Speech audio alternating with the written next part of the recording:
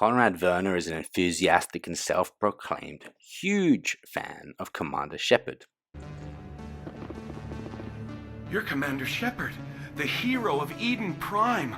I am so honored to meet you. Nice to meet you. And you are? My name is Conrad Verner. Hello everyone. It's Brock from Brock and Sindri back again with another Mass Effect Monday. It's just another Mass Effect Monday. Just here to talk about Conrad Verner this week, so let's jump straight into his appearance in Mass Effect. In 2183, Conrad is on a citadel at the top of the stairs in the upper markets on the wards. Talking to Conrad will enable Shepard to further deal with him throughout their current adventures in the galaxy. After talking to Conrad, it becomes clear that he has a romanticized view of what life as a Spectre is like, and is more interested in the tall stories of Shepard's achievements. If Shepard tells him to get lost, Conrad will march off, determined to prove he too can represent humanity, after which he will not be seen again. An elevator announcement later explains his absence. Conrad picks a fight with a group of Turians and is killed as a result. If Shepard is courteous and agrees to give him an autograph and then a photo, Conrad eventually convinces himself that he can be a hero as well, and asks Shepard to sign him on as a fellow Spectre and a member of the squad. Shepard can charm Conrad and convince him to stay at home with his wife, in which case he leaves quietly, thanking the commander for setting him straight. Alternatively, Shepard can intimidate him to show him what it is like to have a gun in your face. Conrad will then renounce Shepard as his hero and leave. In Mass Effect 2, in 2185, Conrad is in the Eternity Bar on Ilium, impersonating an Alliance officer wearing replica N7 armor. He is causing trouble in the bar and demanding the deed to the place from the bartender, Matriarch Etheta. Regardless of Shepard's actions towards him in 2183, remember Shepard putting a gun in his face. Even though doing so caused him to renounce the commander as his hero, he has decided to travel around the galaxy to defeat crime despite having no formal training. He insists that the galaxy needed someone to step up and fight for humanity after Shepard's supposed death, and he's fulfilling that role. Shepard can choose to hit him, fire a grazing shot, or simply ask him why he is impersonating the commander.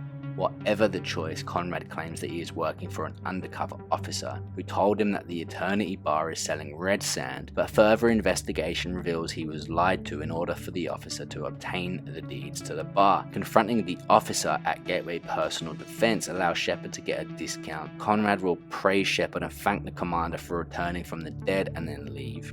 After that, it is reported on the news that Conrad has formed the charity foundation Shepherds for Refugees and Orphans. He will storm off unhappily if Shepard tells him to get lost when first talking to him in the bar. Eventually, a news report will be heard reporting that Conrad has gotten himself killed attempting to capture transient youths hitching a ride on top of a bus. The report carries on detailing that Conrad fell from the bus, struck several passing cars, and eventually fell into the power turbine of a biomass recycling facility. And finally, in Mass Effect 3, if Shepard did interact with Conrad twice before and Conrad didn't die horrifically either time, Shepard can see him again in the refugee sector of the Citadel in 2186, while investigating sabotage on local medical stations near Avena, where he is actively recruiting for Cerberus. His reasoning being that his hero was previously aligned with the pro-human organization. Now, Cerberus sabotaged the Medigel stores while he had everyone distracted. Shepard tells him what he is doing is wrong, and realizing how he's screwed up again, he agrees to stop and then asks the commander what he can do to help. This leads to finding out he has a doctoral degree in xenoscience and sends Shepard a copy of his dissertation on dark energy. He is even acquainted with Gavin Hossel, who forwards some ancient tech schematics to help with the construction if the commander assisted in retrieving Hossel's data on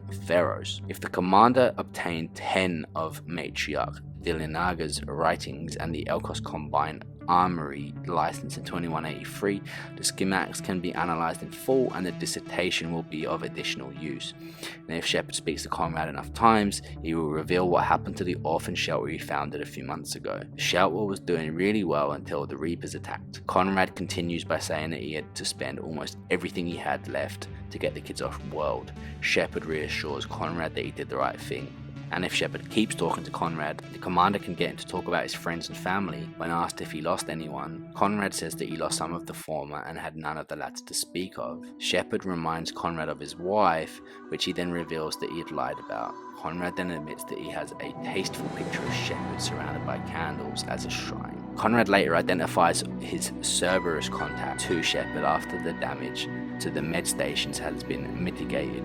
When the agent brings his gun up to the commander, Conrad attempts to interpose himself to protect his hero. Luckily, Jenna had sabotaged the agent's gun, thereby saving Conrad. They then get acquainted over Conrad's relationship with Shepard. And if Shepard never dealt with Jenna in 2183, Conrad will be shot dead by the Cerberus agent while attempting to save the commander's life. Conrad has a sister, Cassandra, who left the Milky Way with the Andromeda Initiative. She doesn't think highly of her brother, describing him as a couple quarts low on EZO. Let's do some trivia.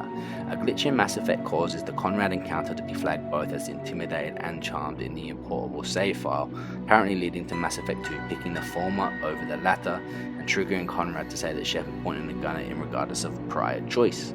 The alternative scene of the Mass Effect 2 encounter with Conrad after a charmed resolution in Mass Effect is still present in the game and can be accessed by removing the incorrect flag with a save game editor. Conrad is still found in Eternity and is claiming to be a member of Shepard's squad, carrying on the commander's work after their death. The mission involving the Gateway personal defense clerk will play out the same, and in Mass Effect 3, Conrad references the glitch, apologizing for accusing Shepard of pointing a gun at him if they hadn't, saying he was very stressed and confused at the time. On Ilium, if Shepard investigates what Conrad's job is, he will say he goes around righting wrongs, walking up to people who seem like they are just standing there waiting for him to talk to them. He also tells Shepard that sometimes he pokes through crates for extra credits. Conrad's behavior is archetypal of the player character in most role-playing video games. BioWare is clearly making fun of the role-playing game genre. In Mass Effect 3, he also makes several in-jokes about the game mechanics, for example mentioning that he asks people all the questions that come up in his mind, sometimes forgets which questions he already asked, and asks them again. He is also unaware of thermal clips, still thinking that the weapons cool down after a while. Shepard explains to him that the cooling systems inside the guns were sacrificed to make room for the thermal clips. Conrad replies that it's like ammunition and asks if you can still wait for the weapon to cool down by itself, and when Shepard answers no, Conrad says that it seems like a step backwards. It is implied that Conrad's wife is glad to be rid of him, since she paid for his shuttle fare off-world. As he says it, the Asari bartender can be seen in the background, shaking her head and making a facepalm. In Mass Effect 3, however, he later reveals the wife is a non-existent entity. If Shepard tells Conrad that the pop was a fake, he will mention she wanted to get coffee and smiled while saying it. He says he is pretty sure this was a euphemism. Coffee is commonly known as a nickname for sex. In Mass Effect 3, the Citadel DLC, during the firefight between Shepard and the clone, Shepard may yell, "Conrad Verner is better at being me than you are."